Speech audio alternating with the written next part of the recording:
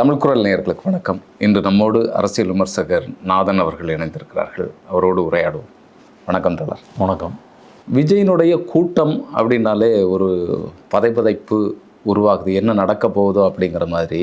கடைசியாக திருச்சியில் நடந்த அந்த ரோட் ஷோலையும் ஒரு காவலர் மேலே ஆதவ அர்ஜுனாவுடைய வாகன ஏறருக்கு சிலர் விழுந்திருக்கிறாங்க அப்படிங்கிற தகவல் வருது. அந்த கூட்டத்தில் நின்ன சில பெண்கள் மயங்கி விழுந்ததாக எல்லாம் இந்த கூட்டம் முடிந்த பிறகு நிறைய தகவல்கள் வந்துட்டுருக்கு.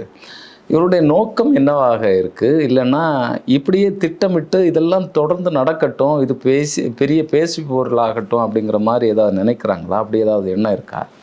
நேற்று திருச்சி கிழக்கு தொகுதியில் அவர் வேட்புமனு தாக்கல் செய்கிறாரு. அதுவே ஜோசியக்காரர் சொல்லி அந்த நேரத்தில் தான் தாக்கல் செய்கிறாரு. வெளியில் வெயிட் பண்ணி அந்த குறிப்பிட்ட டைமுக்கு. அதனால தான் இங்கே மக்கள் வெயிலில் காத்திருக்கிறாங்க. வெயிலில் காத்திருக்கும்போது நேற்று அந்த விஷுவல்ஸ் எல்லாம் பார்க்கும்போது கிட்டத்தட்ட கரூர் மாதிரி இருக்குது. உச்சி வெயிலில் இளைஞர்கள், ஆண்கள், பெண்கள் எல்லாம் கலந்து நிற்கிறாங்க. அது அந்த வெயிலை எப்படி தாங்க முடியும்? திருச்சியில் வெயில் அதிகமாக, கொடூரமாக இருக்கும். வெயில் அதிகமாக இருக்கும், எந்த வசதியும் இல்லை. இதில் ரொம்ப நேரம் காத்திருக்கிறாங்க. அப்போ நீங்கள் மனு நீங்கள் சாயங்காலம் கொடுத்துட்டு வெயில் தாழ விட்டு நீங்கள் பேசலாம். இப்படி உச்சி வெயில்லைன்னா அப்போ மக்களை பற்றி எந்த அக்கறையும் விஜய்க்கு கிடையாது. அது ஜோசி அந்த முகூர்த்த நேரம் தான் முக்கியம் அப்படின்ற அளவுக்கு ஒரு மூட நம்பிக்கையும் மக்கள் மேலே உள்ள அலட்சியம் தான் இதை வெளிப்படுத்துது. அடுத்தது அங்கே அந்த கூட்டமே நீங்கள் சொல்வது போல் எந்த கண்ட்ரோலும் இல்லாமல் இருக்குது. ஆரம்பத்தில் இருந்தே விஜயும் விஜயோட அந்த கோர் டீமும் இந்த கண்ட்ரோல் இல்லாத இந்த ஒரு கல்ட்டு வழிபாடை தான் அவங்க ஊக்குவிக்கிறாங்க. ஆக்சுவலாக அவங்க இதை ஒரு குறையாக பார்க்கல. நம்மெல்லாம் பார்க்கும்போது இது ஒரு குறையாக பார்க்குறோம், என்ன கண்ட்ரோலே இல்லாமல் இருக்குது அப்படின்னு. அவங்கள பொறுத்த வரைக்கும் இதை பாசிட்டிவாக பார்க்குறாங்க. அப்படி ஒரு கிரேஸ் இருக்கிற பட்சத்தில் நம்ம தலைவருக்கு செல்வாக்கு அதிகமாகும், அவரை பின்பற்றுபவர்கள், வாக்களிப்பவர்கள் அதிகமாகும், புகழ் பிரபலம் இன்னும் அதிகமாகும். அதுக்கு இந்த காத்திருக்கிறது. இப்போ போன பெரம்பூர் கிழக்கு பார்த்தீங்க, பெரம்பூர் தொகுதியில் பார்த்தீங்கல்ல, ஒரு பெண் பெரம்பூர்லேயும் அழுகிறாங்க, குளத்தூர்லேயும் அழுகிறாங்க. அப்போ இந்த மாதிரி ஒரு இதெல்லாம் காமிக்கிறது நோக்கம் அப்படி அந்த கல்ட்டு வழிபாடை ஊக்குவிக்கிறது, ஒரு ஒரு ஒரு திட்டமிட்ட நடவடிக்கையாகத்தான் அது சிலர் செட் பண்ணி கொண்டு வரது. இது எல்லாமே இதனுடைய பின்னாடி. நீங்கள் யோசிச்சு பாருங்க, இவர் நாளைக்கு பெரம்பூர்லேயோ திருச்சி கிழக்குலையோ எம்எல்ஏ ஆயிட்டாருன்னு வச்சுக்குவோம். முதலமைச்சர் கூட எம்எல்ஏ ஆயிட்டாருன்னா முதல்ல அங்கே வாழ்வாரா? இவரை ஒரு சாதாரண எம்எல்ஏவை சந்திப்பது போல மக்கள் இவரை சந்திக்க முடியுமா ஒரு தொகுதி பிரச்சனைக்காக? இப்போவே விஜயை சந்திக்க முடியலைன்னு பலரும் சொல்கிறாங்க. ஆமாம் ஆமாம். அதாவது ஆரம்பத்தில் தினகரன் உள்ளிட்டு பல கூட்டணி கட்சி தலைவர்கள், மாட்டுக் கட்சி தலைவர்கள் இவரை சந்திக்கிறதுக்கு முயற்சி பண்ணுறாங்க. ஆனால் விஜயோட நேரடியாக சந்திக்கவோ பேசவோ முடியலை. மற்றவங்கள பேசி எப்படி கூட்டணி அமைக்க முடியும்? அது எப்படி, என்ன நம்பகத்தன்மை இருக்குது அப்படின்னு சொல்கிறாங்க. அதனால் அவர் இருக்கிறது, வெளியே வர்றது எல்லாமே ஒரு மர்மமாக தான் இருக்குது. அவர் என்ன செய்கிறாரு ஒரு நாளைக்கு அப்படின்றது நமக்கு தெரியலை. அப்போ தொகுதி எம்எல்ஏவாக அவர் என்ன செய்ய முடியும்? எதுவும் செய்ய முடியாது. அப்போ கொடுத்த ஸ்கிரிப்டை அவர் வாசிச்சுட்டு போகிறாரு. அடுத்தது இன்னொரு விஷயத்தில் அவர் உறுதியாக இருக்கிறது, இந்த மக்களை அரசியல் மயப்படுத்தக்கூடாது அப்படிங்கிறதுல தெளிவாக இருக்கிறாங்க. அப்படி இருந்தால் மட்டும்தான் ஒரு கேள்வி கேட்காத ஒரு மூட நம்பிக்கை போல் அந்த கல்ட் வொர்ஷிப்பு என்பது பரவும். அதை தெளிவாக திட்டமிட்டே செய்கிறாங்க. அதனால தான் கான்ஸ்பிரசி சதிகள் பேசுறது, பொய் பேசுறது, தவறாக சொல்கிறது, உண்மைக்கு மாறாக பேசுறது, வாய்க்கு வந்ததை அடித்து விடுறது, இவராக இருந்தாலும் சரி, ஆதவ அர்ஜுனாவாக இருந்தாலும் சரி. இப்போ அந்த கூட்டத்திலே கரூர் சூழ்ச்சின்றாரு. சிபிஐ கேஸ் கேட்டது நீ, அது விசாரணை நடந்துகிட்டு இருக்கு. அதில் அடுத்தது சிலிண்டர் இதுக்கு காரணம் திமுகன்றாரு. ஸ்டாலின் போய் டெல்லியில் போய் கேட்கணுமா? அப்போ ஈரான் வாரை பற்றி உனக்கு என்ன தெரிஞ்சிருக்கு? ஈரான் வாரை பற்றி தமிழ் யூடியூப்பில் ஆயிரக்கணக்கான வீடியோக்கள் இருக்குது. அதில் ஏதோ உருப்படியாக 2 வீடியோ பார்த்தேன்னா இந்த எரிபொருள் பிரச்சனைக்கு என்ன காரணம் அப்படின்றது தெரியும். அப்படியும் அதை கட்டுப்படுத்த வேண்டியது ஒன்றிய அரசினுடைய கடமை. அப்போவும் மோடியை திட்டுறதுக்கு உனக்கு மனசு வரல, பிஜேபி விமர்சிக்கிறதுக்கு மனசு வரல, பயம். அடுத்து ஜனநாயகத்தை பற்றி பேசுகிற, ஜனநாயகம் திரைப்படம் வந்து நம்ம பந்தத்தை வந்து இன்னும் உறுதியாக்கும், அந்த உறுதியாக்குறத சூழ்ச்சி பண்ணி வந்து தடுத்துட்டாங்க. அது பூர்வ ஜென்ம பந்தத்தில் அது என்ன பந்தம் தெரியல. போனாட்டி அவர் எம்ஜிஆர் பிறந்தாரான்னு தெரியல. ஆமாம். இந்த ஜனநாயகனுக்கும் இந்த பூர்வ ஜென்ம பந்தத்துக்கு என்ன சம்மந்தம் இருக்குது? அதுவே ஒரு டப்பிங் படம். என்ன நீலகண்ட பகவந்த் கேசரி அப்படின்னு பாலையாவினுடைய படத்தை தான் எடுத்து சுட்டு நீ பண்ணியிருக்கிற. அதில் ஒரிஜினலும் இல்லை. அந்த ட்ரெய்லர் காட்சிகளே அத்தனையும் வந்து பகவந்த் கேசரி படத்தில் வந்து வருது. அப்போ தேர்தல் சமயத்தில் இதை விட்டு வந்து அந்த கல்ட் ஒர்ஷிப், ஹீரோ ஒர்ஷிப் வந்து அதிகப்படுத்தலாம் அப்படின்னு விரும்பியிருக்கிற.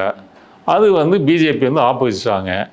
இன்னைய வரைக்கும் அது பிஜேபி தான் காரணம், சென்சார் போர்டு தான் காரணம். இவ்வளோத்துக்கு அது மசாலா படம் தானே. ஆமாம். அது பராசக்தி போலவோ மற்ற விடுதலை இந்த மாதிரி அதெல்லாம் ஒரு அரசியல் படம் கிடையாது. முழுக்க முழுக்க மசாலா. அந்த மசாலா படத்துக்கே அவன் அனுமதி கொடுக்கல அப்படின்னா உன்னை எவ்வளவு ஏமாளியா, உன்னை அடிமுட்டாளாக அவன் வந்து கருதி இருக்கிறான். அதை பற்றி என்னைக்காவது நீ பேசியிருக்கியா?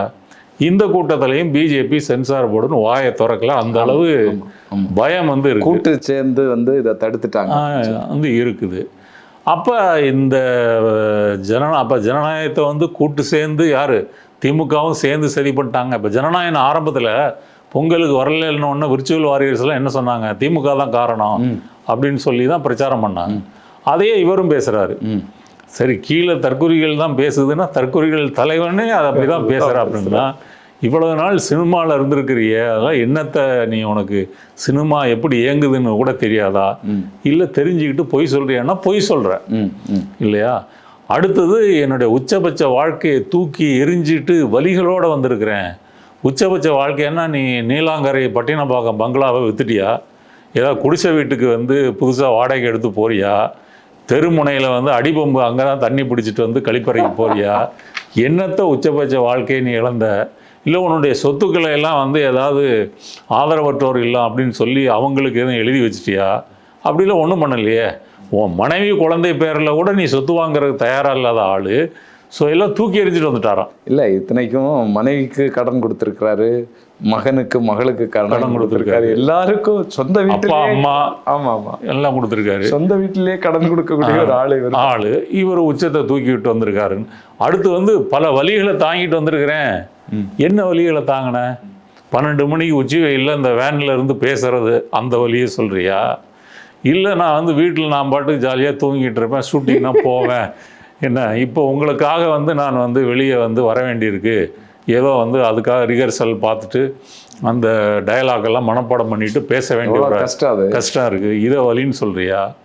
அப்போ இவர் தன்னை பற்றி ஒரு சுதந்திர போராட்ட தியாகி மாதிரி சித்தரிக்கிறது இருக்குல்ல, வஉசி செக்குழுத்த மாதிரி, இல்லை காந்தி நேரு மாதிரி அவர் வந்து இந்த நாட்டுக்காக தியாகம் பண்ணிட்டு, அப்போ எந்த அளவு வந்து மக்களை வந்து அடி முட்டாளாக வந்து நினைக்கிறாரு, தன்னுடைய ரசிகர்களை வந்து எவ்வளவு அல்பமாக நினைக்கிறாரு. அப்போ இதெல்லாம் நம்புறாங்கல்ல. ஆமாம், இதை வந்து ஒரு விஷயமா எடுத்துக்கிறாங்கல்ல. என்ன இருந்தாலும் அவர் வந்து எல்லாத்தையும் விட்டுட்டு வந்திருக்கிறாரு. அப்போ ஒன்னையும் விடலை, ஒரு விஷயத்தையும் அவர் விடலை. அவர் வந்து கேரவானில் வாழ்ந்துட்டு சில இடைவெளியில் வந்து ஒரு 5 நிமிஷம் 10 நிமிஷம் வந்து வெளி காற்றை சுவாசித்து விட்டு உங்களுக்கு சில அட்வைஸ் பண்ணிட்டு போகிறாரு. அது திமுக தீய சக்தி, எனக்கு ஓட்டு போடுங்க, இதை தாண்டி அதில் ஒரு வெங்காயமும் இல்லை. இப்போ திமுக ஊழல் பண்ணுது அப்படின்னு சொன்னால் அதில் குறிப்பாக ஏதாவது ஆதாரங்களோடு தெளிவாக ஏதாவது ஒரு குற்றச்சாட்டை முன் வச்சிருக்கியா? அப்படியும் கிடையாது. சிலிண்டருக்கும் திமுகவுக்கும் என்ன சம்பந்தம்? இந்த அடிப்படை அறிவு கூட இல்லை. அப்போ இவர் மட்டும் இல்லை, அவங்க கட்சி அப்படி தான் இருக்குது. நீங்கள் சொன்னது போல் ஆதவர்ஜுனா கார் வந்து மோதி ஒரு போலீஸினுடைய கால் வந்து உடைந்திருக்குன்னு நேற்று செய்தி வருது. இவங்க விஜய் வந்து தேர்தல் ஆணையர், தமிழ்நாடு தேர்தல் பொறுப்பதிகாரியை பார்த்து வந்து புகார் கொடுத்துருக்கிறாரு, இவங்களெல்லாம் மாற்றுங்க, எல்லாம் திமுக ஃபேவராக செயல்படுறாங்க அப்படின்னு சொல்லி. அப்போ இவங்களுடைய கூட்டத்தை வந்து இவங்க கண்ட்ரோல் பண்ணுறது போல போலீஸ் எப்படி கண்ட்ரோல் பண்ண முடியும்? மற்ற எந்த கட்சி கூட்டங்கள்லையும் இந்த மாதிரி அசம்பாவிதங்கள் எதுவும் நடக்கலையே, உன் கூட்டத்தில் தானே நடக்குது. மற்ற கட்சிகள்லாம் வந்து சாயங்காலம் பிரச்சாரம் பண்ணுறாங்க, அதில் ஏர்லி மார்னிங் பண்ணுவாங்க. இந்த வெயில் டைம் நேரம் எந்த கட்சியும் பண்ணுறதில்ல. இதை திட்டமிட்டு பண்ணிவிட்டு அப்புறம் பெண்கள் மயக்கம் போடாமல் என்ன செய்வாங்க? அப்போ இவர் வந்து எவ்வளவு கிள்ளுக்கிறையாக வந்து நினைக்கிறாரு.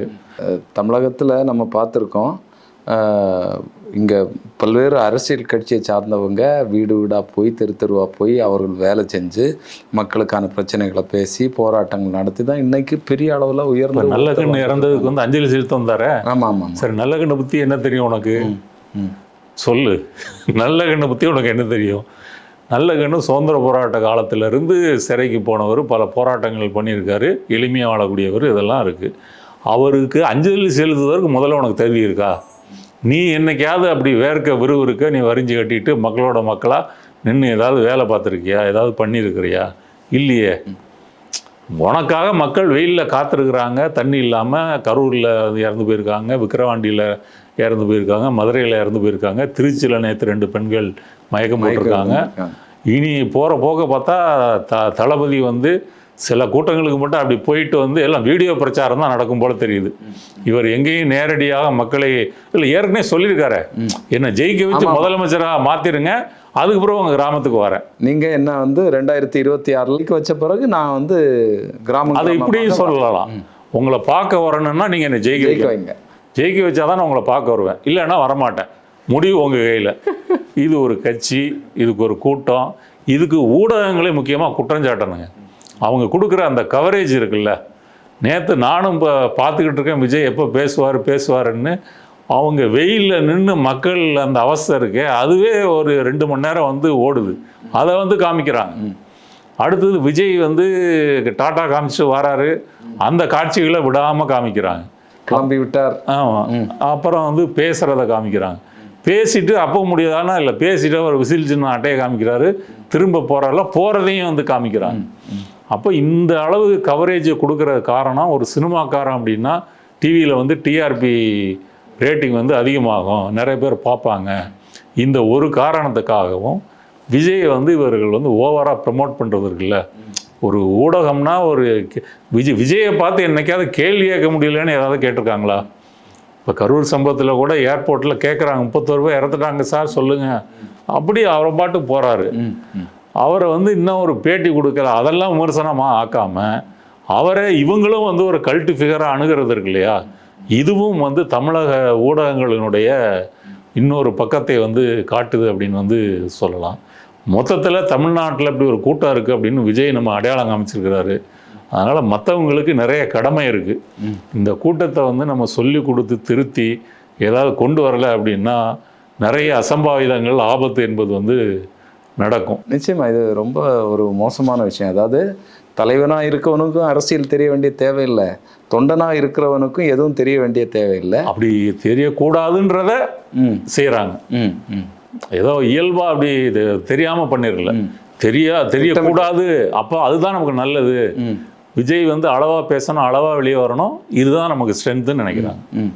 அதனுடைய அடிப்படையில் தான் விஜயனுடைய கட்சி வந்து போயிட்டுருக்கு. பார்ப்போம் வரக்கூடிய நாட்களில் என்ன நடக்கு அப்படிங்கிறத. தொடர்ந்து பேசுவோம். உங்களுடைய நேரத்திற்கும் கருத்திற்கும் நன்றி. நன்றி.